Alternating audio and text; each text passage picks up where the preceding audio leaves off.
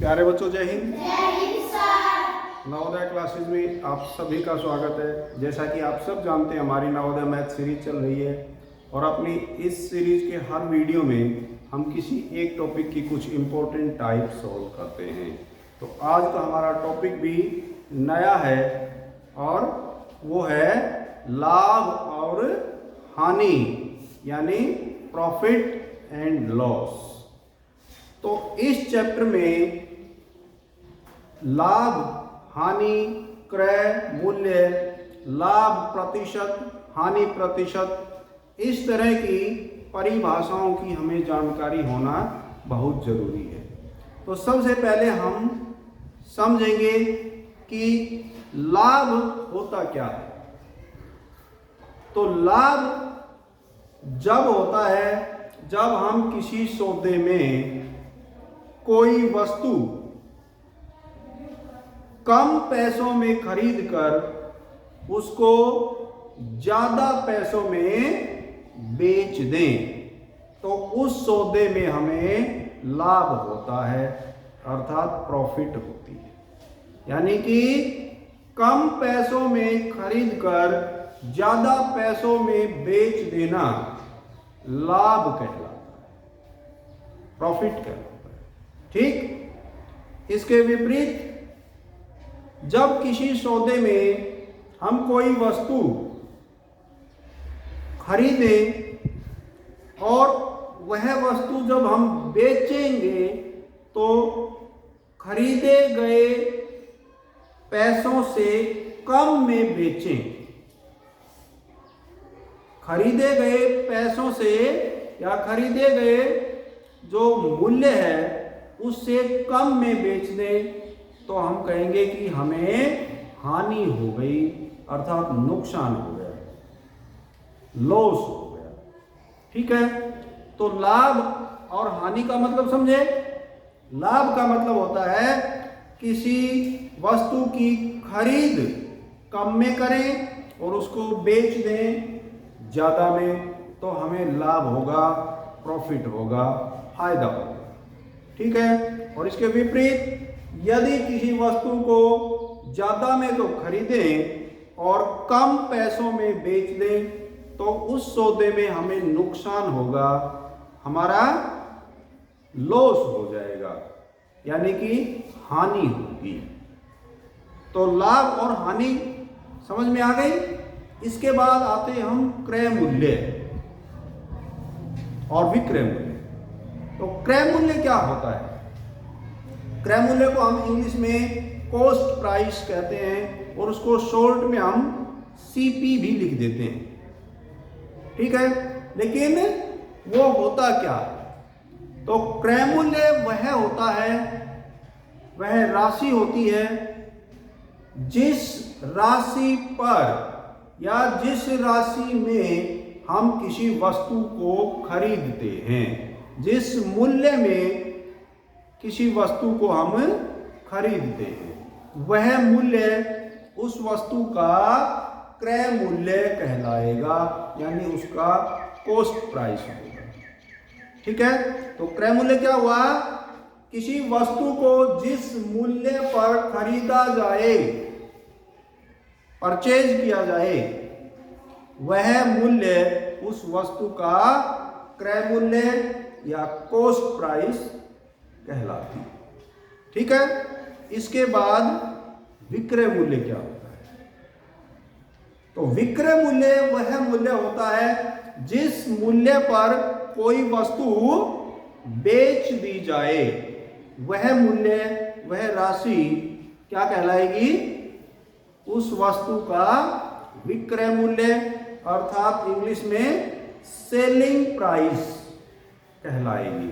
और selling price को हम शॉर्ट में एसपी भी लिख देते हैं। एसपी का मतलब उस वस्तु का विक्रय मूल्य, यानी इतने रुपए में वो वस्तु बेची गई।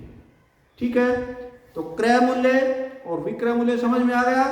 इसके बाद लाभ प्रतिशत और हानि प्रतिशत। तो प्रतिशत का मतलब हम पिछले प्रतिशत वाले चैप्टर में अच्छी तरह से समझ चुके हैं।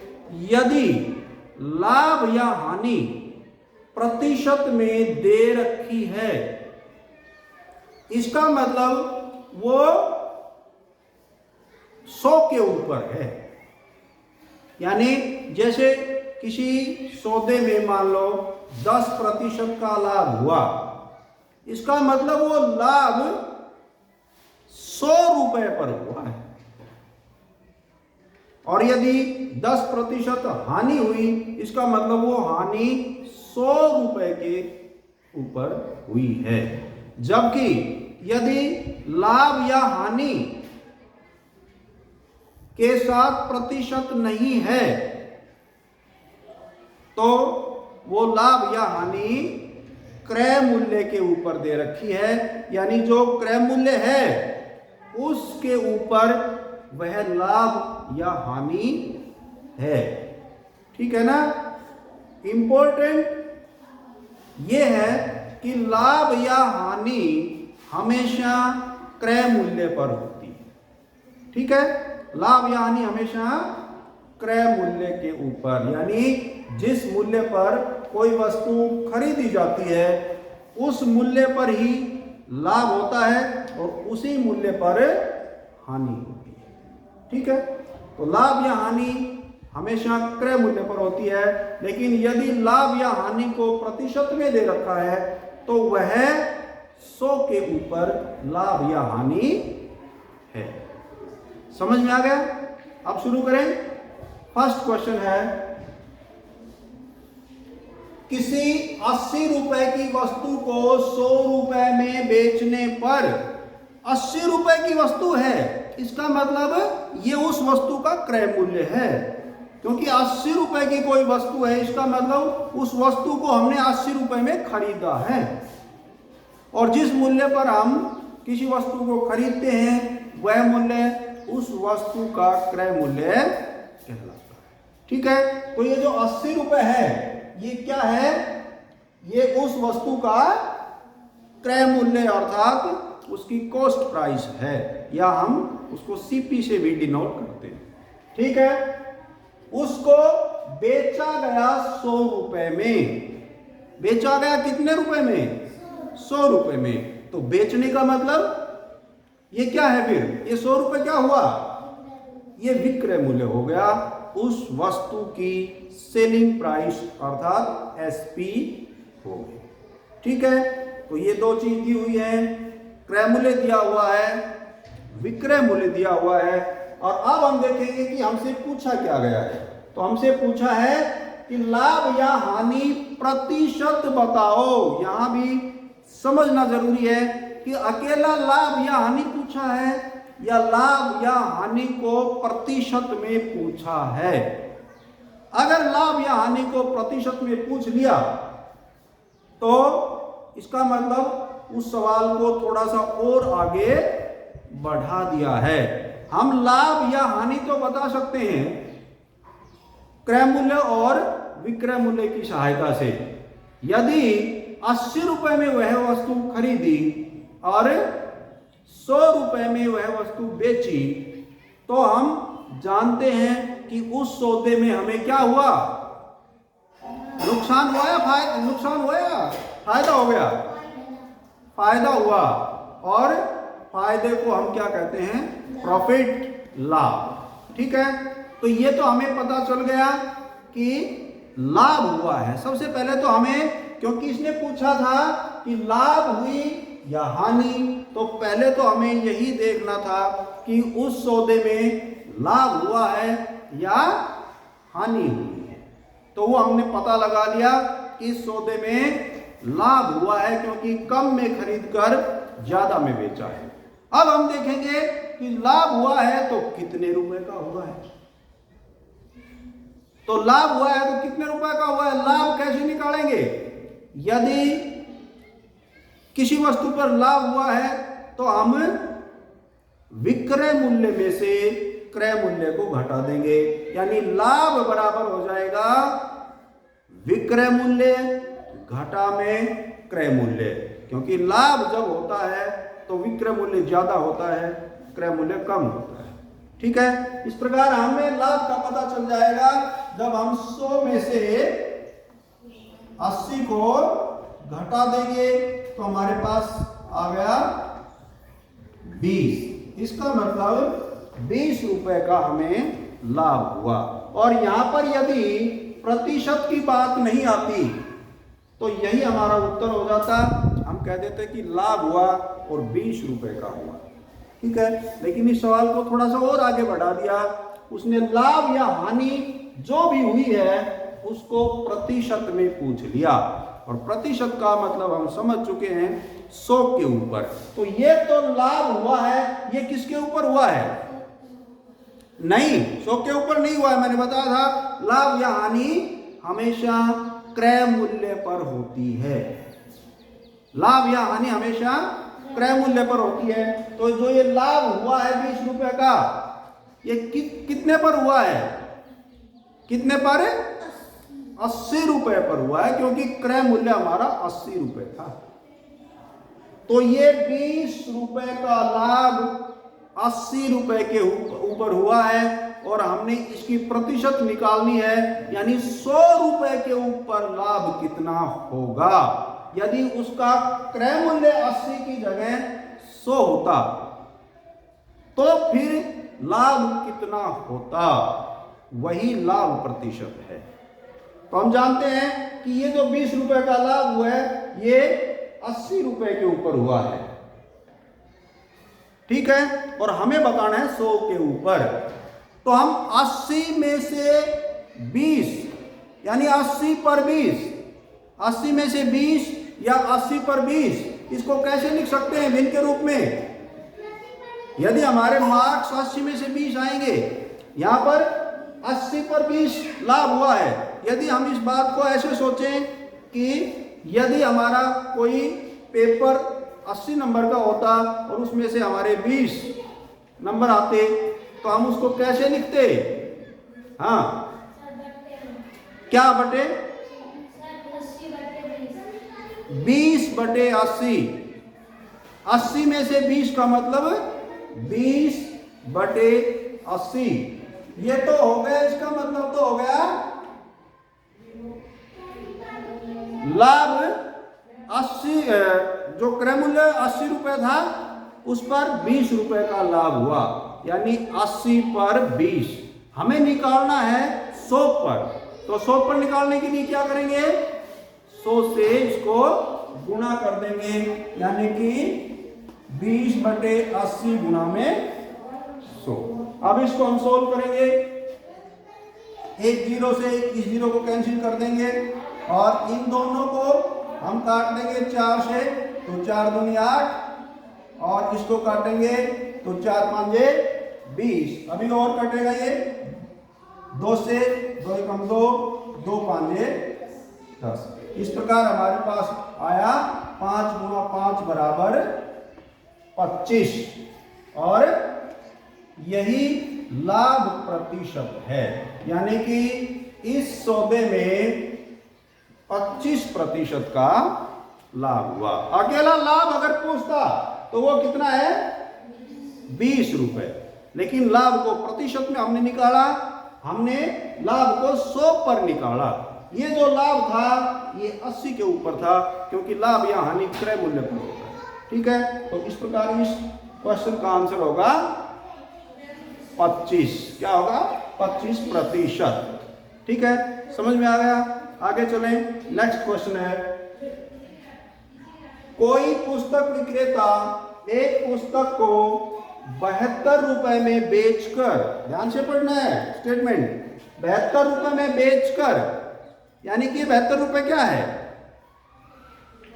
ये उस वस्तु का विक्रय मूल्य है।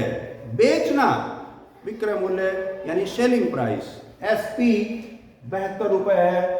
और फिर 20% का लाभ उठाता है, 20% का लाभ उठाता है, यानी कि जो लाभ हुआ वो उसने दिया है और उसको प्रतिशत में दिया है।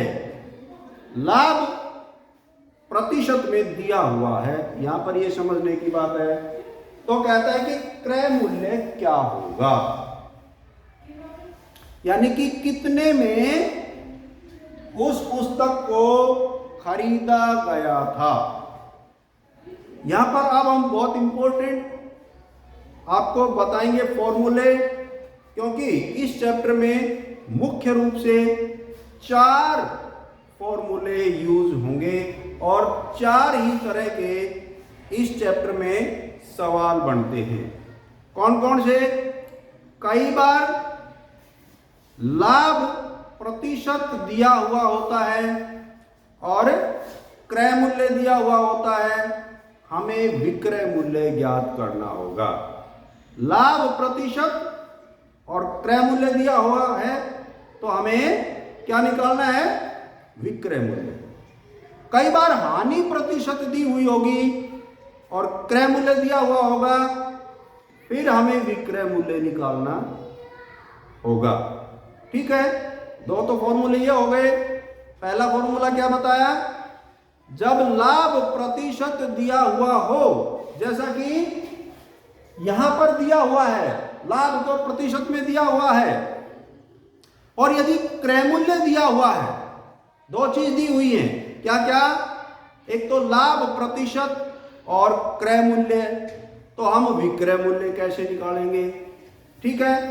दूसरा, यदि हानि प्रतिशत दी हुई हो और उसके साथ क्रय मूल्य दिया हुआ हो, तो फिर हम विक्रय मूल्य कैसे ज्ञात करेंगे? ये है फॉर्मूला नंबर 2। अब तीसरे फॉर्मूले पर आएंगे। यदि लाभ प्रतिशत दिया हुआ हो और विक्रय मूल्य दिया हुआ हो, लाभ प्रतिशत में हो और विक्रय मूल्य, पिछले 2 फॉर्मूलों में क्रय मूल्य दिया हुआ था, इन 2 लास्ट वाले फॉर्मूलों में हम बात करेंगे विक्रय मूल्य जब दिया हुआ हो। ठीक है, तो लाभ प्रतिशत में दिया हुआ हो और विक्रय मूल्य दिया हुआ हो तो हम क्रय मूल्य ज्ञात करेंगे। ठीक है, ये था तीसरा फॉर्मूला। और चौथा फॉर्मूला है जब हानि प्रतिशत में दी गई हो और उसके साथ विक्रय मूल्य दिया हुआ हो। समझ रहे हो? हानि प्रतिशत में दी हुई हो और उसके साथ विक्रय मूल्य दिया हुआ हो, फिर हम क्रय मूल्य कैसे ज्ञात करेंगे? ये मेन 4 टाइप्स के क्वेश्चन इस चैप्टर में बनेंगे। ठीक है, लेकिन वो फॉर्मूले याद भी करने हैं और याद करने के साथ हम ये सीखेंगे कि ये फॉर्मूले बने कैसे हैं, ताकि यदि हमें फॉर्मूले याद ना रहें तो हम अपना फॉर्मूला खुद बना लें। ठीक है, लेकिन वो खुद फॉर्मूला बनाने के लिए कुछ चीजों को बहुत अच्छे से समझना होगा। ठीक है, नंबर 1, पहली बात कि जब लाभ प्रतिशत दिया हुआ है तो 100 में लाभ को जोड़ेंगे। पहली बात बहुत जरूरी है। क्या? जब लाभ प्रतिशत में दिया हुआ हो तो जो लाभ प्रतिशत है वो 100 में जुड़ जाएगा। क्लियर हो गई? आगे चले नंबर 2, ये बहुत इंपॉर्टेंट बातें हैं। यदि हानि प्रतिशत दी हुई है, यदि हानि प्रतिशत दी हुई है तो वो हानि प्रतिशत 100 में से घटेगी। लाभ प्रतिशत जुड़ेगा, हानि प्रतिशत 100 में से घटेगी। ये बहुत जरूरी है। यानी कि क्या होगा? 100 घटा में हानि प्रतिशत, यह अच्छी तरह से याद रह जाएगी। जब लाभ प्रतिशत हो वो 100 में जुड़ेगा, हानि घटेगी। क्लियर हो गई? इसके बाद में हम जानते हैं कि 100 में कोई चीज जुड़ती है, 100 में कोई चीज जुड़ेगी तो वो 100 से बड़ी होगी। 100 में कोई चीज जुड़ेगी, वो संख्या हमारी 100 से बड़ी होगी, बढ़ेगी। और 100 में से कुछ भी हम घटाएंगे तो संख्या 100 से कम हो जाएगी। ये बहुत इंपॉर्टेंट चीजें हैं दोनों, समझना कि 100 में कुछ हम जोड़ेंगे, चाहे हम जोड़े कुछ भी, लेकिन हमें ये समझना है कि वो संख्या 100 से बढ़ेगी, ज्यादा होगी। और यदि 100 में से कोई भी संख्या हम जोड़ेंगे, घटाएंगे, तो वो संख्या 100 से कम हो जाएगी। ये चीज क्लियर हो गई। इसके बाद में यदि हम चाहते हैं कि हमारे पास संख्या बड़ी आए, वो कब चाहेंगे? हम ये चाहेंगे जैसे क्रय मूल्य और विक्रय मूल्य हमें निकालना पड़ेगा, तो हम देखेंगे कि क्रय मूल्य ज्यादा है इसमें या विक्रय मूल्य ज्यादा है। वो कैसे पता चलेगा? यदि किसी सौदे में लाभ हो रहा है, इसका मतलब क्रय मूल्य कम है, विक्रय मूल्य ज्यादा। और किसी सौदे में मान लो हानि हो रही है, तो ये हम ध्यान रखेंगे कि उसमें हमारा क्रय मूल्य ज्यादा है, खरीदी ज्यादा की गई है, बेची कम की गई है, यानी क्रय मूल्य ज्यादा है, बड़ी राशि है, विक्रय मूल्य कम है, छोटी राशि है, तभी तो नुकसान होता है, तभी तो हानि होगी। ठीक है, तो जब भी मान लो हमने क्रय मूल्य निकालना है और हमें पता है कि भाई क्रय मूल्य ज्यादा आएगा, और वो पता कैसे चलेगा? क्रय मूल्य ज्यादा आएगा, वो कैसे पता चलेगा? यदि हानि हो रही है तो क्रय मूल्य ज्यादा आएगा, सीधी सी बात है। ठीक है, और यदि लाभ हो रहा है तो फिर क्या आएगा ज्यादा? फिर विक्रय मूल्य ज्यादा आएगा, क्योंकि बेची ज्यादा में गई है, फिर विक्रय मूल्य ज्यादा आएगा। ठीक है, इसके बाद में यदि हमें क्रय मूल्य निकालना है तो हम क्या करेंगे? क्रय मूल्य निकालेंगे। और यदि हमें लाभ हो रहा है, जैसा कि यहां है इस क्वेश्चन में क्या है? लाभ प्रतिशत में दिया हुआ है, क्रय मूल्य हमें निकालना है। तो जब लाभ हो रहा है, इसका मतलब क्रय मूल्य कम है। और जब छोटी राशि हमने करनी है, कम करनी है, तो बड़ी संख्या से भाग करेंगे। ठीक है, और संख्या बढ़ानी है तो छोटी संख्या से भाग करेंगे। और संख्या छोटी या बड़ी कब बनेगी? जब 100 में कोई संख्या जुड़ेगी तो बड़ी बन जाएगी, यानी इस संख्या से भाग करेंगे, इससे भाग करेंगे तो संख्या हमारी कम होगी। ठीक है, तो क्रय मूल्य कम निकालना है तो इससे भाग करेंगे, क्रय मूल्य ज्यादा निकालना है तो इससे भाग करेंगे, क्योंकि ये 100 में से घटाएंगे कोई राशि तो 100 से छोटी होगी। ठीक है, और इसकी बजाय वो राशि फिर बड़ी आ जाएगी। इससे भाग करने की बजाय इससे भाग करेंगे तो हमारी संख्या इसकी अपेक्षा ज्यादा आएगी। ठीक है ना? तो हमें ये करना है कि भाग हम इससे करें या इससे करें। ठीक है, ये दो बातें इंपॉर्टेंट थी। अब जैसे हमने यहां पर क्या निकालना है? दूसरे सवाल में क्रय मूल्य निकालना है। क्रय मूल्य निकालना है ना, तो हमारे पास दिया हुआ क्या है? दिया हुआ है विक्रय मूल्य। ठीक है, अब हमें यह देखना है कि जब लाभ हो रहा है तो ये जो हमारा विक्रय मूल्य है, लाभ हो रहा है तो विक्रय मूल्य ज्यादा होगा या कम? जब लाभ होता है तो विक्रय मूल्य ज्यादा होगा या कम? बताओ। विक्रय मूल्य ज्यादा होगा। ठीक है ना। तो ज्यादा होगा तो हम इस संख्या से, बड़ी संख्या से भाग करेंगे। इससे भाग करेंगे किसको? 100 को। ठीक है, ये जो बड़ी संख्या है इससे भाग करेंगे 100 को। तो हमारा सूत्र क्या बन जाएगा? विक्रय मूल्य। क्रय मूल्य इसमें क्या होगा भाई? देखो, फिर देखो ध्यान से, 20% का लाभ हो रहा है तो क्रय मूल्य जो है हमारा वो कम होगा। कम होगा तो हम इससे भाग करेंगे किसको? 100 को, यानी 100/100 जमा में लाभ। ये हमारा सूत्र बन जाएगा।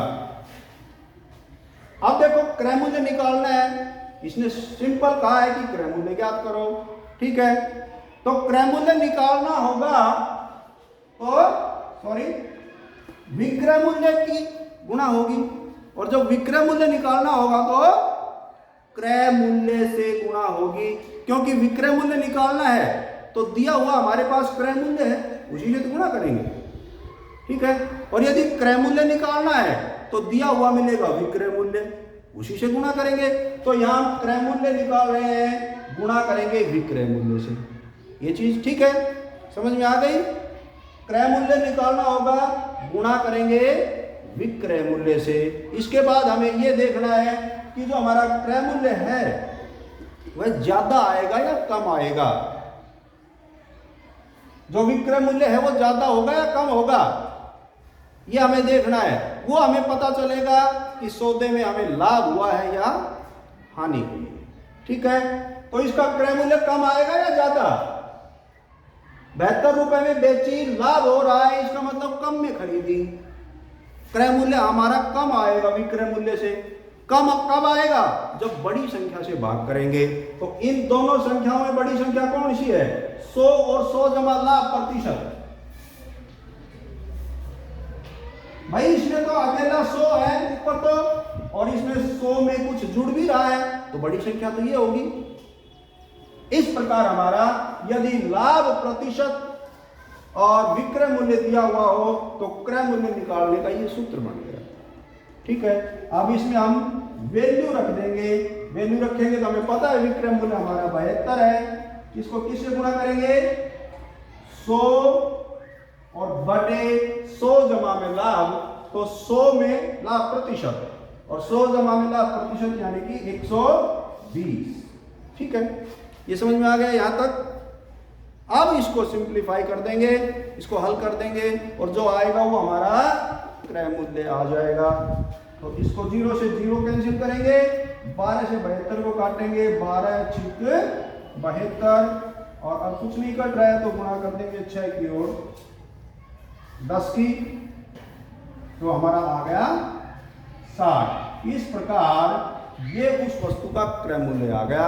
अर्थात उसने उस वस्तु को 60 रुपए में खरीदा था और 72 रुपए में बेचा। तो लाभ तो कितना हुआ? 60 में खरीद कर 72 में बेचना, 12 का। लेकिन ये 20 क्या है फिर? ये तो प्रतिशत है। ये 12 हुआ है लाभ, ये तो 60 रुपए पर हुआ है, और 100 पर निकालेंगे तो वही क्या आएगा? 20% का आएगा। ठीक है ना? तो ये इस तरह से हम फॉर्मूला अगर हम याद कर लेंगे तो वो अच्छी बात है। यदि फॉर्मूला हम याद हमें नहीं भी रहता है तो फिर हम जो हमने बताई है उन चीज़ों को समझकर हम फॉर्मूला तैयार भी कर सकते हैं। ठीक है, इससे आगे चलें। थर्ड क्वेश्चन है, किसी वस्तु को 69.60 रुपए में बेचने पर, यहां भी बेची गई है वस्तु, बस वस्तु का विक्रय मूल्य दिया हुआ है, और कितना दिया हुआ है? 69 रुपए 60 पैसे। 69.60 रुपए का मतलब होता है 69.60 का मतलब क्या हुआ? 69 रुपए 60 पैसे। और अब देखो इस बार इसको हानि हुई है, यह समझने की चीज है। यहां पर हानि हुई है और वो हानि भी प्रतिशत में दे रखी है, हानि को भी परसेंटेज में दिया है। और वो कितनी है 25%। अब हमें क्या निकालना है, ये क्रय मूल्य निकालना है, हमने उसकी कॉस्ट प्राइस निकालनी है। स्टेटमेंट को बड़े ध्यान से पढ़ना है, एक एक चीज को समझना है, क्या चीज दे रखी है, क्या चीज हमने निकालनी है, कैसे निकालनी है। वो जो संख्याएं हैं उनसे छोटी हो सकती है, बड़ी हो सकती है, थोड़ी सी कॉमन सेंस भी हमने यूज करनी है अपनी। ठीक है, अब देखो भाई, हम समझेंगे कि इसमें निकालना क्या है, वही क्रय मूल्य इसमें निकालना है, वही क्रय मूल्य इसमें निकालना था। ठीक है, अच्छा, इसके बाद में उसमें भी बेच रहा था, यानी कि विक्रय मूल्य दिया हुआ था, इसमें भी ये जो 69 रुपए 60 पैसे ये क्या है, विक्रय मूल्य है। यहां तक तो बराबर है, सवाल एक जैसे है। इसके बाद फर्क क्या हुआ, इसमें हमें 20% का लाभ हो रहा था, इसमें हमें 25% की हानि हो रही है। अब यहां हमने समझना है कि जो हम निकालेंगे क्रय मूल्य, वो क्रय मूल्य कम आएगा या ज्यादा आएगा विक्रय मूल्य से। तो बताओ, जब हानि हुई है तो क्रय मूल्य विक्रय मूल्य से ज्यादा आएगा या कम। हानि हुई है, इसका मतलब विक्रय मूल्य ज्यादा होगा, इसका मतलब क्रय मूल्य ज्यादा होगा। सॉरी, जब हानि हमें हुई है इसका मतलब उसका क्रय मूल्य तो ज्यादा है, क्योंकि नुकसान हुआ है ना, क्रय मूल्य ज्यादा है, विक्रय मूल्य कम है। यहां हमें निकालना है क्रय मूल्य, तो क्रय मूल्य ज्यादा आएगा क्योंकि हानि हुई है, उसको ज्यादा में खरीदा गया है उस वस्तु को। तो जब हानि हुई है तो हमें यह समझना है कि जो क्रय मूल्य हम निकालेंगे वो ज्यादा आएगा। तो इन दोनों में से ज्यादा संख्या कौन सी है, 100 ज्यादा होगी या 100 जमा कुछ करेंगे। लेकिन यहां पर देखो ये हानि है, और हम बता चुके हैं कि जब हानि होगी तो वो हानि प्रतिशत जो होगी वो 100 में से घटेगी। ठीक है, तो हमारे पास एक तो आ जाएगा 100, एक आ जाएगा 100 घटा हानि प्रतिशत। ठीक है, तो अब ये चीज, ये जो हमारा मान है, ये बड़ा है या ये बड़ा है, ये भी हमें समझना जरूरी है, क्योंकि हमें सूत्र बनाना है। और हम जानते हैं कि जब हानि हुई है और क्रय मूल्य निकालना है तो वो क्रय मूल्य ज्यादा होगा, ज्यादा में खरीदी गई है, तो ज्यादा होगा तो ज्यादा से गुणा करेंगे, यानी इसमें और इसमें जो बड़ी संख्या होगी उसको ऊपर लेंगे। ठीक है, और छोटी संख्या होगी उसको नीचे लेंगे, बाकी सारा वही सूत्र हो जाएगा। तो ये सूत्र क्या बन जाएगा, विक्रय मूल्य और गुणा में। अब देखो, जब हानि हुई है, क्रय मूल्य निकालना है, ज्यादा होगा, तो अब ये संख्या बड़ी है या ये बड़ी है, बताओ। ये संख्या 100 बड़ी है क्योंकि ये तो छोटी हो जाएगी, क्रय मूल्य ज्यादा है, तो फिर हम क्या करेंगे, 100 को ऊपर रखेंगे और बटे 100 घटा हानि। तो 100 में से हानि प्रतिशत घटाएंगे, यानी कि 25 घटाएंगे तो क्या हो जाएगा, 75 हो जाएगा।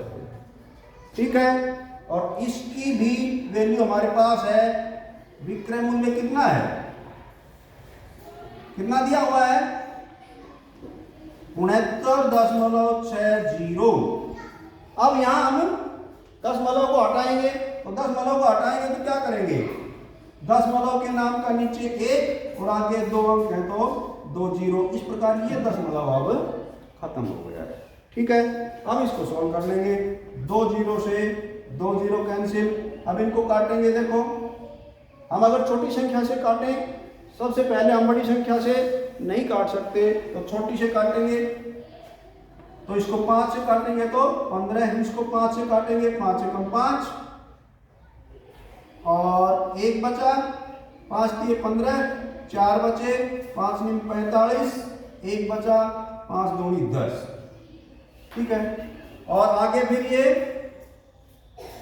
3 से फिर कट रहे हैं, तो 3 से इसको काटेंगे, 3 5 15, इसको काटेंगे, 3 चौक 12, 1 3 6 18, 1 3 चौक 12। इस प्रकार हमारा 464/5 आ गया। ठीक है, और इसको आगे सोल्व करेंगे, यानी इसकी मिश्रित बिल बनाएंगे, रुपए पैसे बनाएंगे, तो अब 5 से भाग करेंगे तो क्या हो जाएगा, 5 निम 45 हासिल 1 और 5 दूनी 10 बचे 4, 92 सही 4/5 ये रुपए आ गए, अर्थात हमारा क्रय मूल्य आ गया, यानी कि इतने रुपए में वो चीज खरीदी गई थी। अब इसको रुपए पैसे में हम बदलेंगे तो ये 92 तो पूर्णांक है, यानी 92 रुपए तो पूरे हो गए। 4/5 के अगर हम रुपए बनाएंगे तो कैसे बनेंगे, रुपयों के पैसे। ये जो है हमारे 4/5, इसको 100 से गुणा करेंगे। ठीक है, रुपयों के पैसे बनाएंगे तो क्या होगा, 5 से काटेंगे, ये 20 आ जाएगा यहाँ, और 20 चौके 80। इसका मतलब ये हमारा आया 92 रुपए 80 पैसे, और यही उस वस्तु का क्रय मूल्य होगा। यानी ये ज्यादा आ गया ना, किससे, जो हमारा ये विक्रय मूल्य था, इससे ज्यादा आया है, अभी तो हानि हुई, तो ये हमारा क्रय मूल्य आ गया 92 रुपए 80 पैसे। ठीक है, समझ में आ गया। तो प्यारे बच्चों, आज के लिए बस इतना ही। थैंक यू, जय हिंद।